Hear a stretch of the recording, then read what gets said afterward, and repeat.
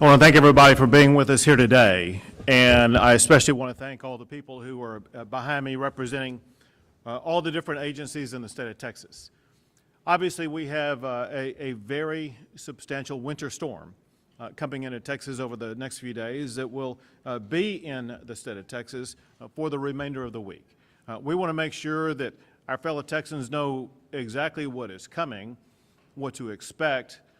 We want them to know what Texas has been doing for basically an entire year now to be prepared for the storm, in addition to steps that have been taken over the past week or two, as well as what we will be doing over the course of the remainder of the week.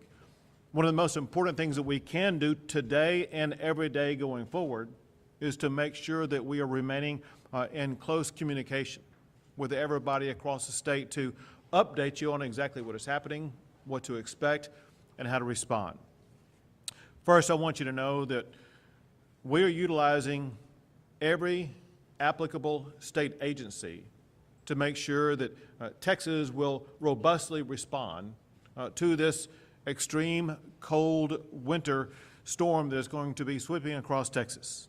It includes the Texas Division of Emergency Management, the Texas A&M Forest Service, the Texas A&M Engineering Extension Service, and Texas A&M Texas Task Force 1. That includes Texas A&M AgriLife, the Public Utilities Commission, Railroad Commission, Energy Reliability Council of Texas, the Texas Commission on Environmental Quality, the Texas Department of Transportation, the Texas Military Department, Texas National Guard, Texas Parks and Wildlife, Texas Department of Public Safety, and the Texas Department of State Health Services. Let me run through top lines of what some of these agencies are working on, and then some of the agency heads or people with those agencies will be telling you more about what they are doing. First, the Public Utilities Commission. They've held meetings with utilities on winter preparations, and that is in the aftermath of a multi-month-long process where they have been inspecting all of the power generators in the entire state of Texas, and at least 99%, if not more, of the power generators in the state of Texas have passed inspection or are fully operational. The PUC, will provide staff 24/7 for the State Operations Center, and provide updates about utility and electric outages across the state. Importantly, and the head of the PUC will explain more about this, but they are already bringing more generation online sooner than what happened last year. They have additional crews already deployed, and Peter Lake, the head of the PUC, will be explaining more about this, but he will be explaining the process and concept power outages that could occur across the state. Understanding this important structure for the Texas power grid system. The Texas power grid is operated by ERCOT. They have the capability of providing a certain amount of megawatt power across the entire state during any given day. During any given day, there are reasons why there may be power outages that have nothing to do with the power grid whatsoever. This moment is an example of that. At this moment, Texas has an excess of 15,000 megawatts of power available for people across the entire state. That said, there are almost 5,000 Texans without power right now. That same concept may happen during the course of this particular winter storm, and there are a variety of reasons why people may lose power. It could be that power lines are down, power lines by the company that customers enter into contracts with. Those power lines could go down because a tree falls on the power lines, and the power lines are no longer able at that particular time to deliver power to a home. That's what those transmission companies that deliver power to your house, it's their job to make sure that they get those power lines back up and running again. The same thing could happen during a winter storm. It could be either ice on power lines that would cause a power line to go down, or it could be ice on trees that causes a tree to fall and on power lines and cause the power line to go down. That doesn't mean that there are challenges with the power grid in the state of Texas. It means that for a short period of time, a particular neighborhood may be without power, but know that your local power company that you have contracted with is working to make sure that that power will be restored quickly, even though there may not be a problem with the Texas power grid itself. ERCOT, and the head of ERCOT will tell you more about this shortly, but last Friday, ERCOT issued an operating condition notice for forecast cold weather starting tomorrow. Yesterday, the forecast for electricity demand showed demand for electricity that may have been less than some earlier forecast.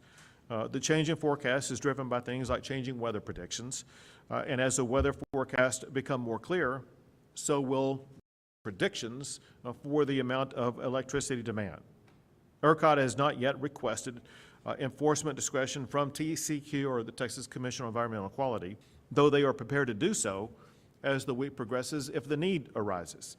And ERCOT is using a conservative approach to grid management and forecast to make sure that they are prepared. It's our understanding, as we discussed just moments before coming out here, that the time during the course of this winter storm when we are expecting the highest demand for power from the power grid is going to be on Friday morning. Today, right now, the prognostication is that ERCOT will have an excess of 15,000 megawatts of power available even at the time of highest demand. So ERCOT is well prepared for conditions as they currently stand, but remains flexible in order to be able to be responsive to power demand needs. The Railroad Commission, and again, Jim Wright of the Railroad Commission will tell you more, but top line, the Railroad Commission conducted operational calls with local gas distribution companies, major gas producers, and pipeline operators throughout the state yesterday. All are prepared for any potential inclement weather and do not anticipate any significant operational challenges. The Railroad Commission has inspected intrastate underground natural gas storage facilities, and they also are anticipating no weather-related limitations. The Texas Commission on Environmental Quality, they have deployed their emergency management support team, their disaster response strike teams, and emergency response hazmat contractors. They're all on standby to assist local governments with any air, water, or waste-related issues, including drinking water, wastewater issues, and emergency response activities. The Texas Commission on Environmental Quality has notified public drinking water and wastewater systems about steps to take in advance of approaching winter weather. They also are working with ERCOT on TCEQ's power emergency procedures, especially as they could apply to power generators. A work group has been created to screen emissions reports for cold weather-related conditions. TCEQ also has contacted EPA Region 6 to begin coordination of any possible response activities and response requests. The Texas Department of Transportation is highly engaged and will play a pivotal role in maintaining public safety over the course of this winter storm. First, to explain the important role of Texas Department of Transportation, we are expecting, beginning here in about 12 or 18 hours, not only cold coming in on the north side of Texas in the Panhandle region, but also precipitation. Some of it will be snow, some of it will be sleet, some of it will be freezing rain, some of it will be rain that will freeze on roadways. And that over the coming days will continue to come across the state of Texas. There will be thousands upon thousands of miles of roads that will be extraordinarily dangerous. One of the most important things we can convey to our fellow Texans today is that over the coming few days, the roadways could become very treacherous.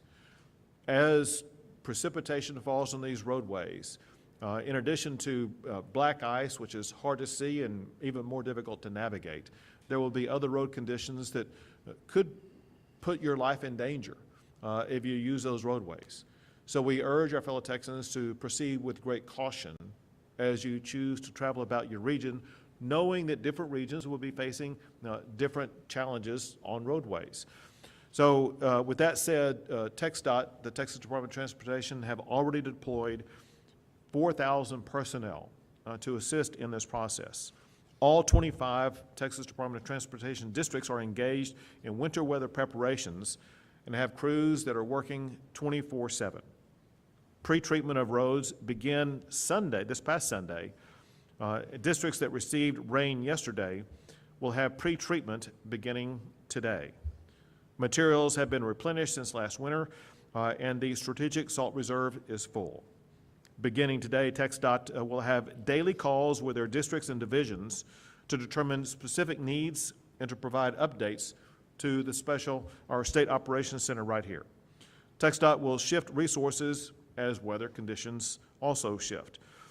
For the public, again, we strongly urge you to go to a website location where you can learn more about road conditions. That website is drivetexas.org, drivetexas.org, where you can learn in advance before you go out what the driving conditions look like where you may be driving around.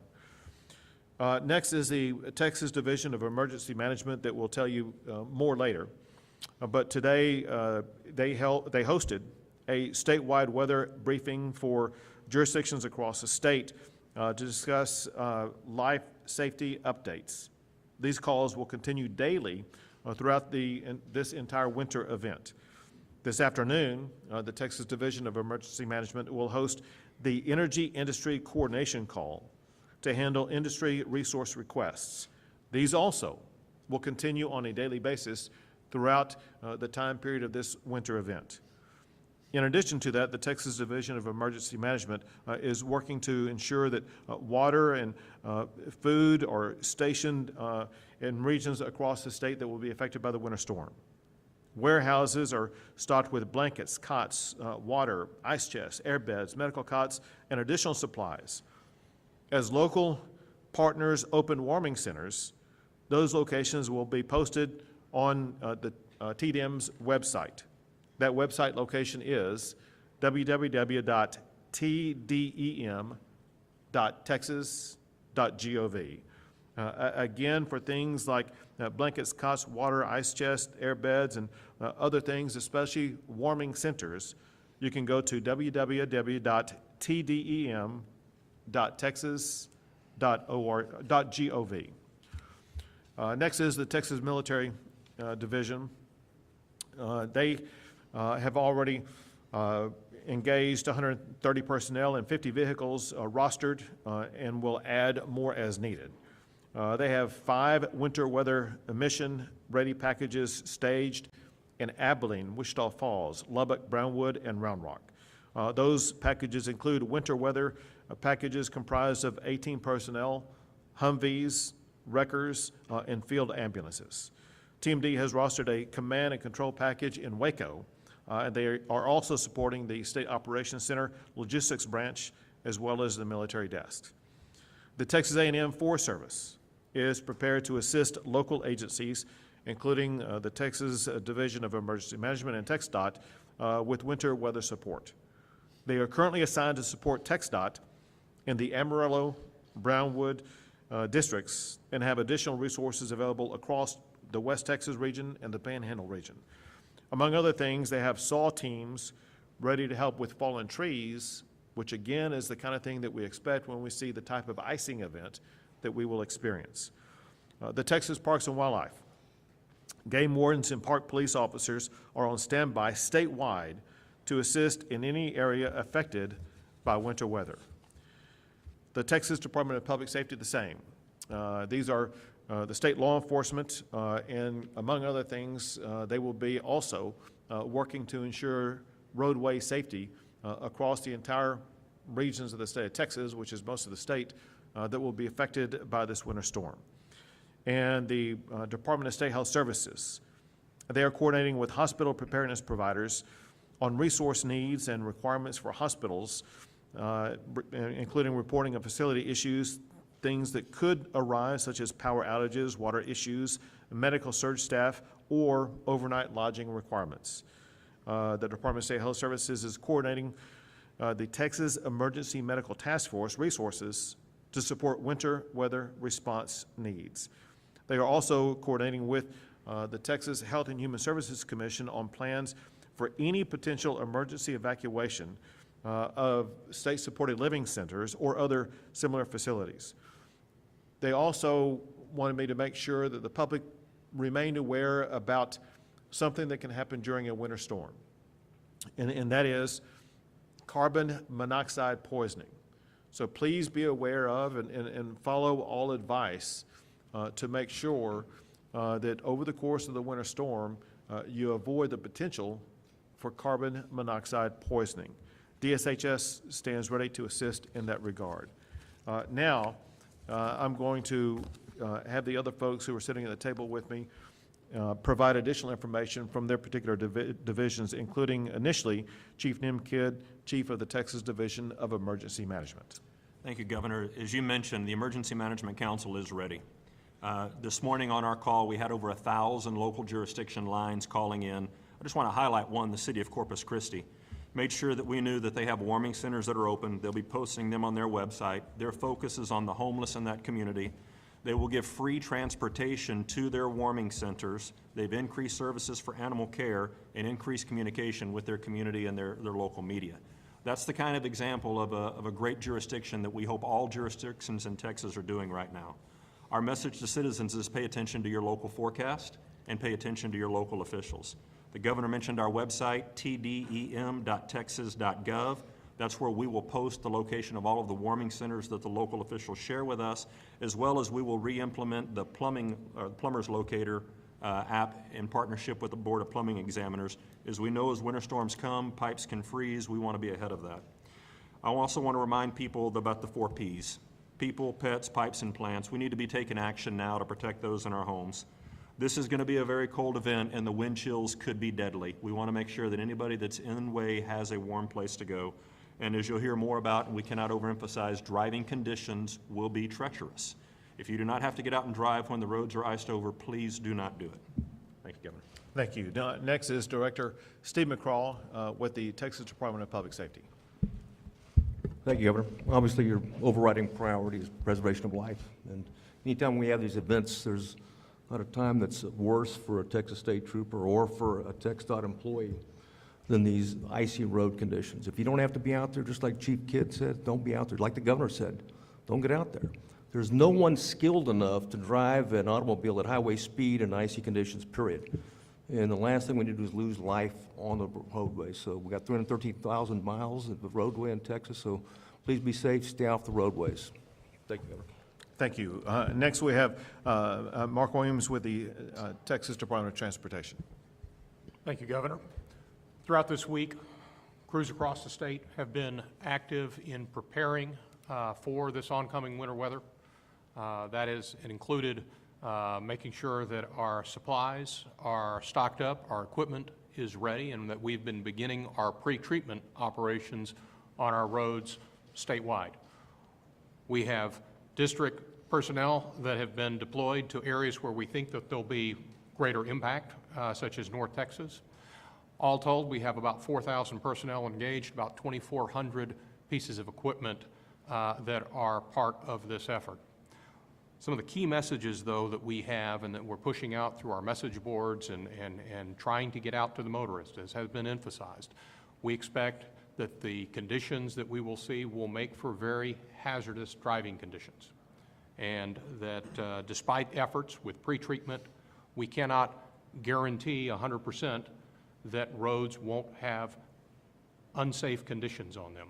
And so it's very important that motorists be aware of those road conditions, drive to those road conditions, slow down, and if you do not have to get out when the roads are icy or snow-covered, please don't.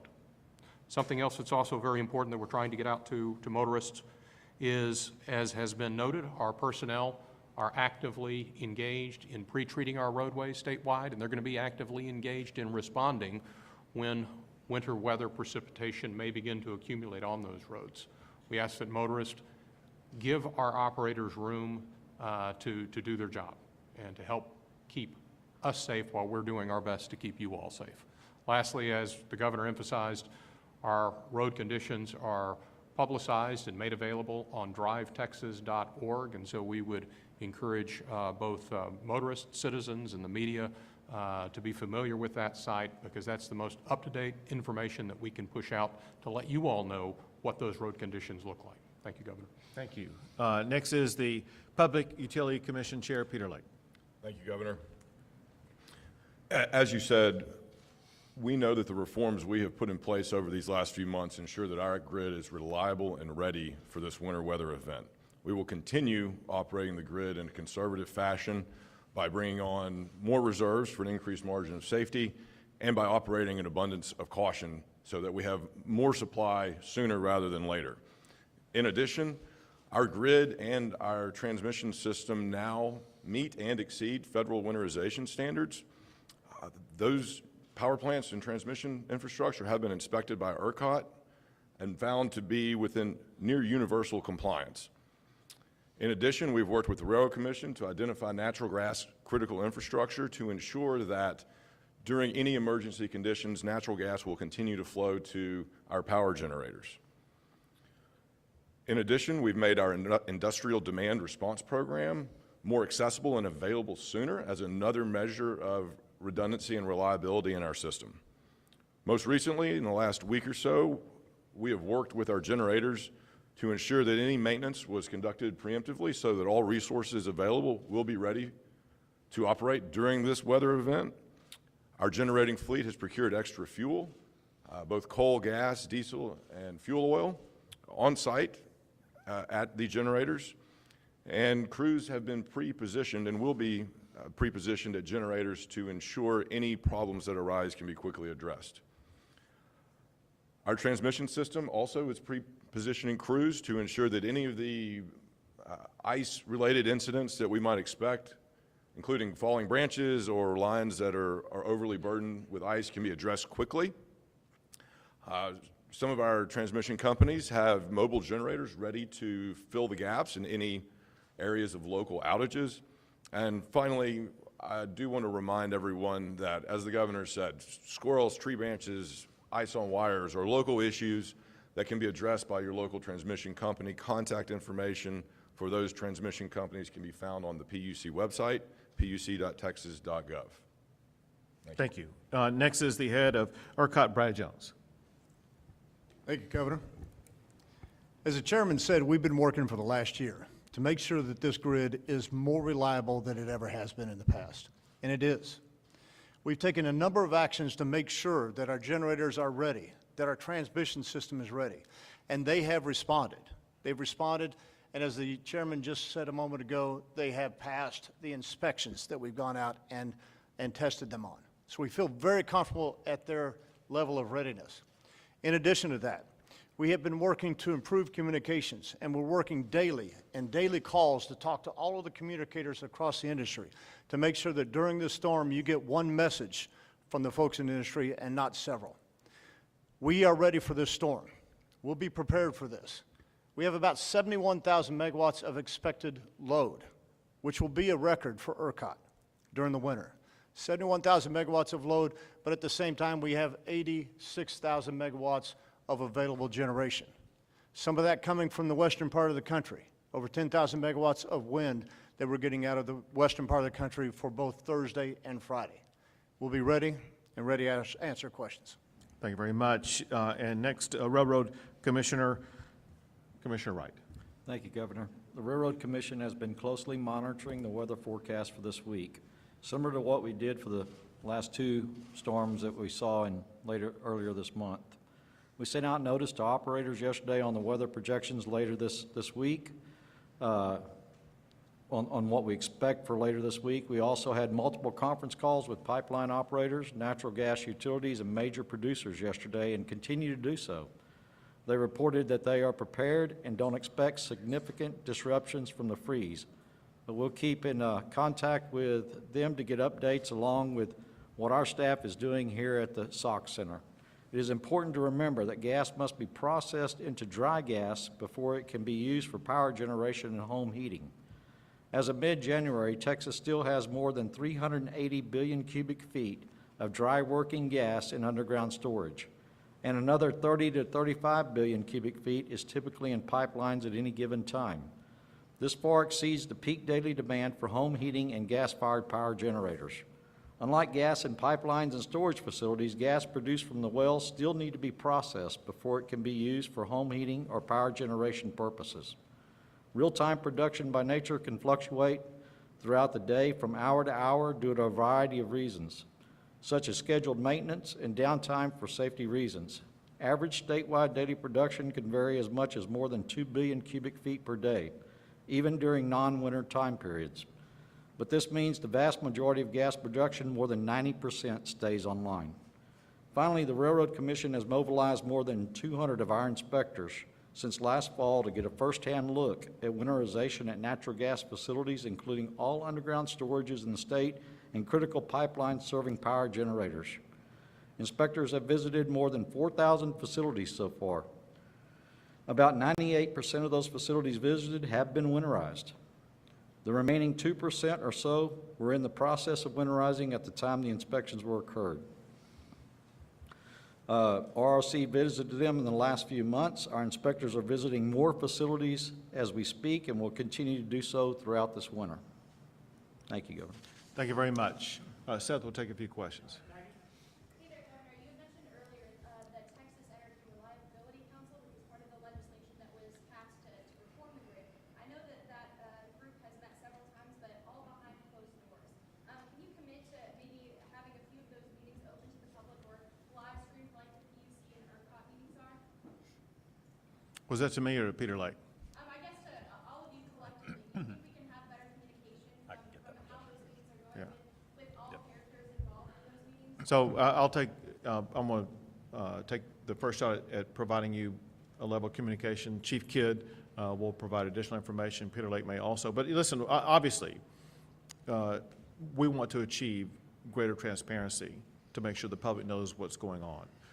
Sometimes there's various reasons why things have to be decided without the public being involved. I can't tell you what all those different scenarios are because I am not present during those times. But I just want you to know and the public to know that our goal is to achieve the greatest level of transparency. We know that the more the public knows about what's going on, the more trust and confidence they will have in the process. We want to earn that trust and confidence. Chief Kidd? Thank you, Governor. And Maggie, that's a very important question. Thanks for asking that. Listen, you know by the legislation, I chair the Texas Energy Reliability Council. You also know by legislation that the legislature put in place certain safeguards or parameters for public meetings and open records. And I believe the reason for that was to get these industries that don't usually work together, that need to work together, to be able to communicate. I hope what you will see and what the community will see is the actions of Turk are evident here today. Look at the level of communication between these agencies that we really didn't have a purview into before. I can also commit that the legislature mandated a report to them in November. And so before November, you will see public documentation and things that go into the public about the actions, the efforts, and the outcomes. And I can tell you to this point, the members of Turk, the 5 state agencies and the 19 appointees have been working day in and day out together. We've had face-to-face meetings several times a month, and several of them have broken into work groups that are meeting weekly now in order to really do what the legislation says, foster communication between the energy and the electric utilities in Texas. Thank you. You mentioned there were 5,000 people without electricity now. How long do you expect them to be without electricity and we're about to start putting the So those who are currently without power, they're without power for reasons unrelated to the power grid. On the map that I looked at, I couldn't tell exactly where they were located. I did hear some reports that some occurred in the Houston area, I think yesterday. And they may have been related to weather events unrelated to a winter storm that occurred in Houston yesterday. Having lived in Houston myself, I can tell you there's oftentimes a lot of trees that fall on power lines, and that is commonly the reason why power is down. Can't confirm that right now, but that would be a reasonable explanation for why some people may be without power. CenterPoint typically is the power company involved in providing power in the Houston area, and I know they work around the clock to restore that power as quickly as possible. Seth? Governor Abbott and Chief Kidd, what is your metric of success when you say that if our grid will be reliable? Is it no blackouts or no load shed, or is it no catastrophic blackout?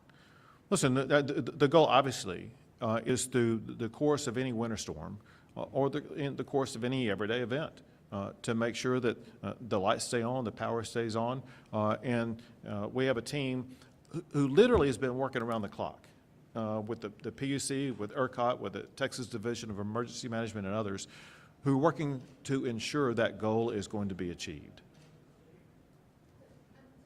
So does that mean if there are any load shed events, then would it be a success, or it would? Well, listen, no one can guarantee that there won't be a, quote, load shed event. But what we will work and strive to achieve and what we're prepared to achieve is that the power is going to stay on across the entire state. I have a question for Commissioner Wright. I know there's a lot of concern about natural gas production and weatherization standards. Can you shed any insight into what those weatherization standards are that those facilities you mentioned that are winterized have met, and also what threshold would be for percentage of natural gas facilities that would have to go offline for people to start seeing their power go out? Certainly. I've been very proud to see that industry this year has introduced lots of different ways of trying to make sure that nothing freezes up at a wellhead or at a gas transmission facility or storage by introducing methanol, heating blankets, heat tracing lines. There's all sorts of different things that they're doing. As far as gas that could come offline, I think your question was from last year, or is that what you think we're going to predict for this year?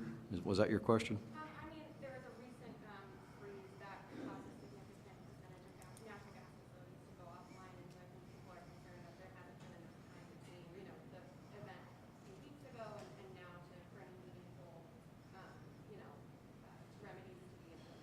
Yeah, what you saw at the first of the year and some of the reports that were out in the media was pretty standard for what we experience on a day-to-day basis in the natural gas industry. We have fluctuations in production of gas every day. Those were not out of anything in the normal. In fact, in January 20th, I believe, we were producing more gas than we have in the past 2 years. And that was one of the days that we had one of the rather colder days in January. Hey, I was going to ask a question that TxDOT and whoever else would like to answer at it. But I wanted to know, obviously in North Texas, ahead of the winter storm, a couple days, it's not a total but we had a deadly pilot crash that happened with freezing rain, et cetera. So I was wondering more generally, are there any lessons learned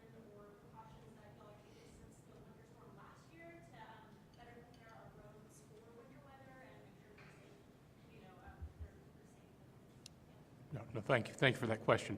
First and foremost, I want to reiterate that despite all of the precautions we take and the efforts that we make, this type of weather event is not going to be a weather event that we can guarantee that the roads are going to be safe. We're expecting icing and snowing, and particularly ice is a very dangerous, very treacherous set of conditions for motorists to deal with on our roadways. And so we don't want to give anybody a false sense of security that you're not going to encounter hazardous conditions if you get out during this type of an event.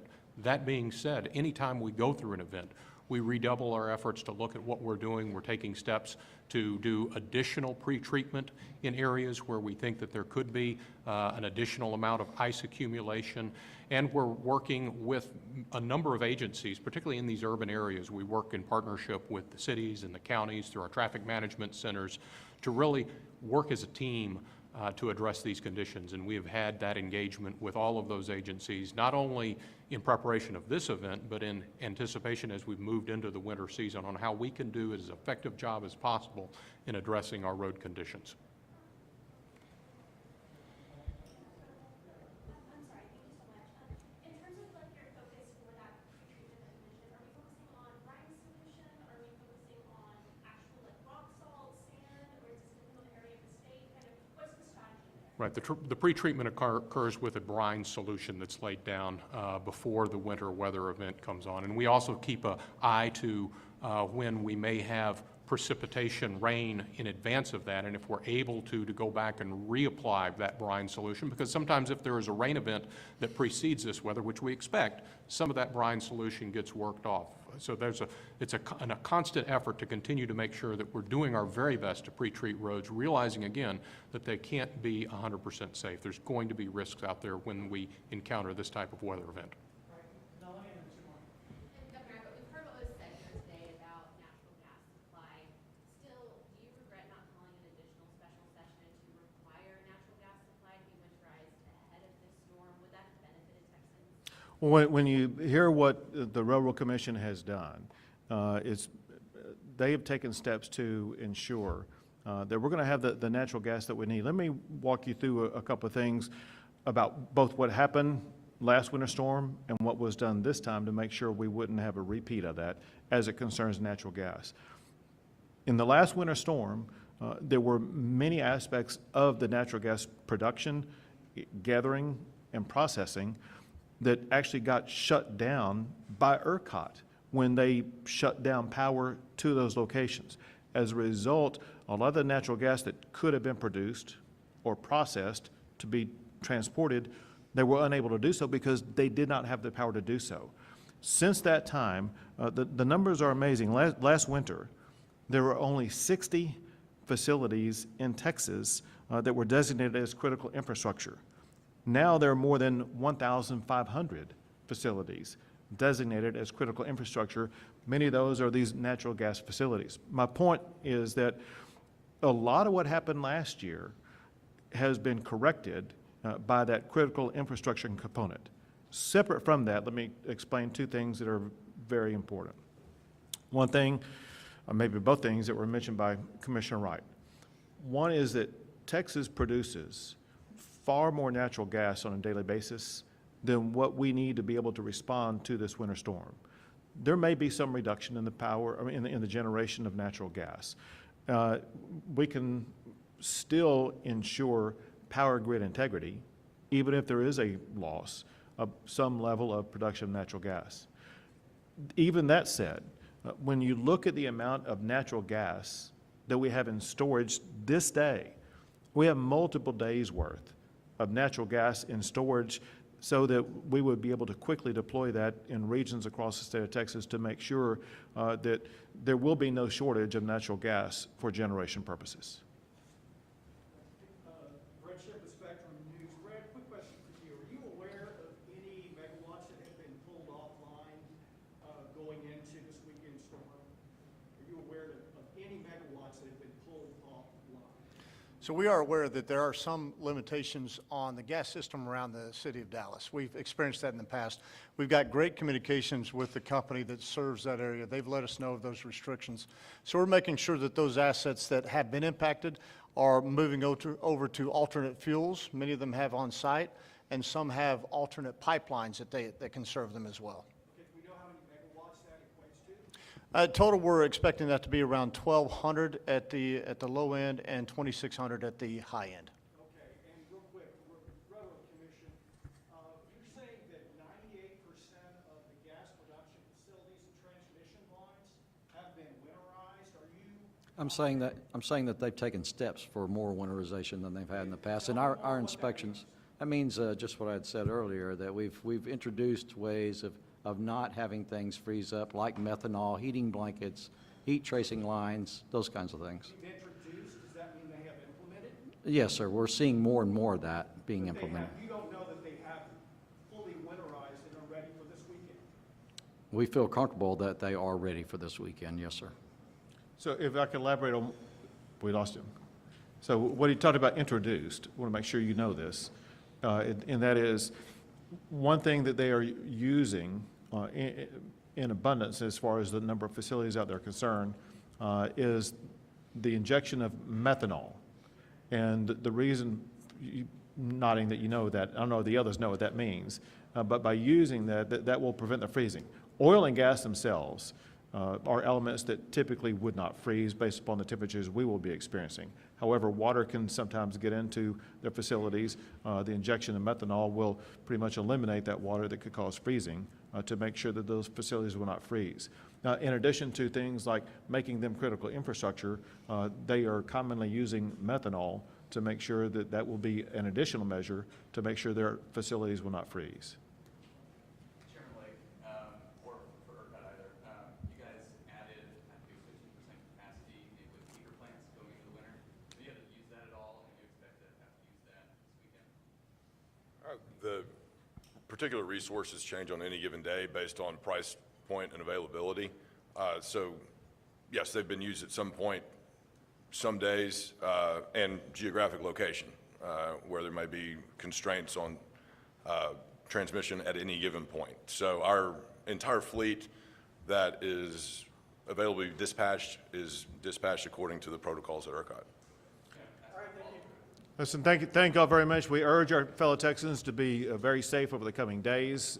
Just know that this team will be working around the clock to make sure that we are gathering the information needed to share with you so that you will be best prepared to do what you need to do to protect your family, to protect your homes, to protect your lives. Take care and be safe.